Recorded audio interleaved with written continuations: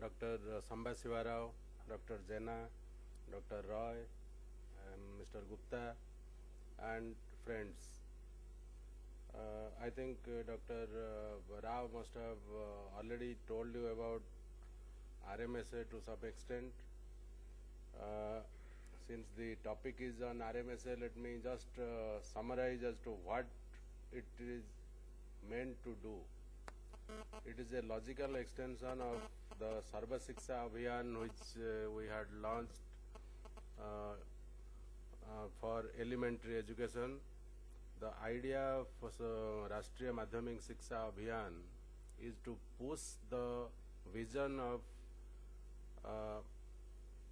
universalization of education from elementary level to secondary level, because this 21st century will have to live in a knowledge society, and education up to class 8 is not going to be enough. It will not provide adequate skill to negotiate oneself in the society. So those who do not have adequate education will fall behind, and we have a great advantage.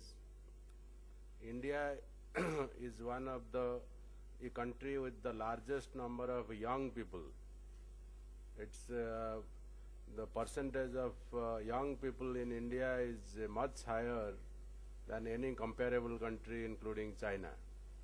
Many of the Western countries have already aged, and they have large number of dependent people. So the dependency ratio, that is the people who are dependent on the working population, is much higher there, whereas in India the dependency ratio is much lower, and it is going to remain like this for at least several years.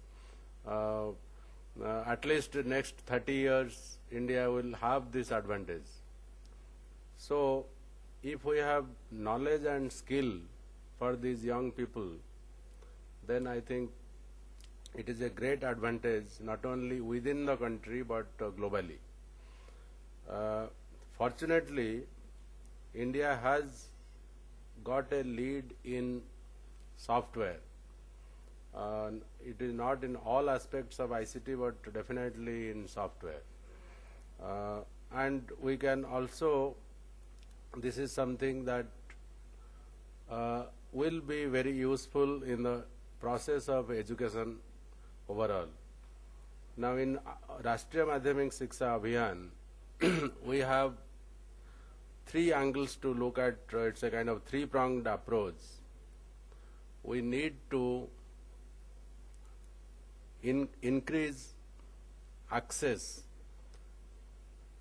then we need to enhance equity, and thirdly we need to improve quality. So these are the three pillars on which the RMSA stands. Now on access, I think Dr. Rao must have already told you that our gross enrollment ratio in the country for lower secondary stage, that is year 9 and year 10, was 58% in 2007-8. It would have gone up now, and we have a vision that this must go up to 75% in a period of 5 years, and it is possible to do that. This will be possible by making available schools in all areas throughout the country, and that is why our goal is to have at least a high school within 5 kilometers of every habitation in the country. So this is one of the goals of RMSA. On equity, there is a lot of disparity between urban and rural areas, between boys and girls, between the rich people and the poor people, between different sections of the society, SC, ST and backward class. If you look at the disabled children as compared to the normal children, the enrollment is much lower. So how to reduce this disparity to the maximum extent possible? In many cases, the disparity can completely be removed also. For example, the enrollment ratio for boys and girls, definitely we in a period of 5 years it should disappear. Then the quality of education, whatever is being transacted, and whether the children are learning what they are expected to learn, that is actually the central part of secondary education system. Because the children who are in the secondary stage, they will move up to higher education, or some of them will go to the world of work. And in either case, they need to be equipped with the necessary skill and knowledge to be able to cope with whatever they would be doing in thereafter.